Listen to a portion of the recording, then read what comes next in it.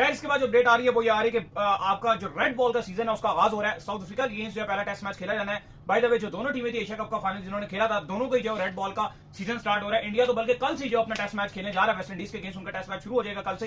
पाकिस्तान का जो 10 तारीख से साउथ अफ्रीका के अगेंस्ट जो टेस्ट मैच शुरू होगा, इसके लिए जो कैंप लगा हुआ है, कैंप 12 से जो, और कैंप में जो है बाबर आजम बड़ी जबरदस्त किस्म की जो प्रैक्टिस करते हुए देखे। स्पिनर के अगेंस्ट जो बाबर आजम बड़ी प्रैक्टिस कर रहे हैं भाई। हाँ देखिए, बिल्कुल आपने एक बात की कि जब एटलीस्ट जब आप एक बड़ा टूर्नामेंट खत्म करते हो तो एटलीस्ट 2 हफ्ते के बाद आपको खेलनी चाहिए क्रिकेट। अब इंडिया कल से अपना वेस्ट इंडीज के साथ सीरीज शुरू कर रहा है और अब आप देखो ना, एक दिन के बाद ही उन्होंने जो है वो रिपोर्ट अब आप देखो कि एशिया कप इतना हाई वोल्टेज एशिया कप हुआ है, तमाम व्यूअरशिप के जो रिकॉर्ड थे इंडिया में चीखें चल रही थी कि बाइकआउट बाइकआउट बाइकआउट, मीडिया वाले, YouTubers, sports journalist, digital fans boycott करेंगे बाइकआउट करेंगे। इंडिया ने इतनी व्यूअरशिप इस बार दी है कि वो तमाम अगले पिछले रिकॉर्ड ही टूट गए। एशिया कप की जो कल मीटिंग हुई थी उसमें सारे बोर्ड मेंबरान से एक दूसरे को मुबारकबाद दी कि इस एशिया कप में तमाम के तमाम जो रिकॉर्ड्स थे वो टूट चुके हैं।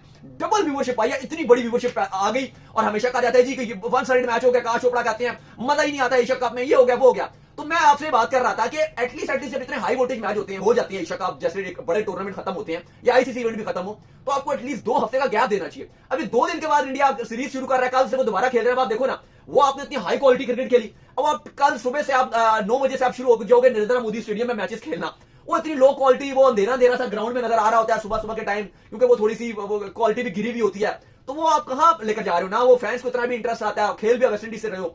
पाकिस्तान का फिर भी एक अच्छी चीज है कि हम 12 तारीख से हम अपनी सीरीज खेल रहे हैं, एटलीस्ट हमने 2 हफ्ते का पूरा गैप दिया है। तो ये बहुत ज्यादा, अगर आप क्रिकेट शुरू कर देते हो बैक टू बैक, आप बिल्कुल रखवाओ, लेकिन एटलीस्ट थोड़ा सा गैप दो।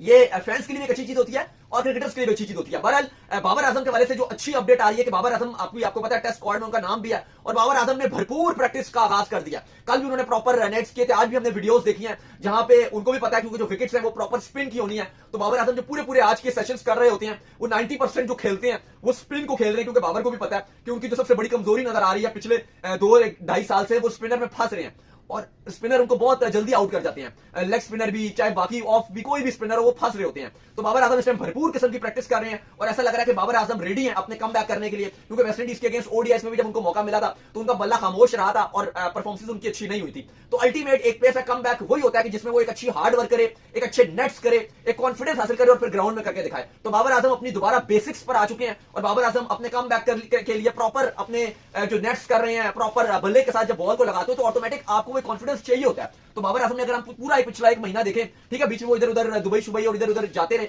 लेकिन उसके बाद अगर हम देखें तो फोकस जो है उनका टोटल अपनी प्रैक्टिस पे रहा है और वो कोशिश पूरी कर रहे हैं कि वो एक अच्छा और ग्रैंड कम बैक करें।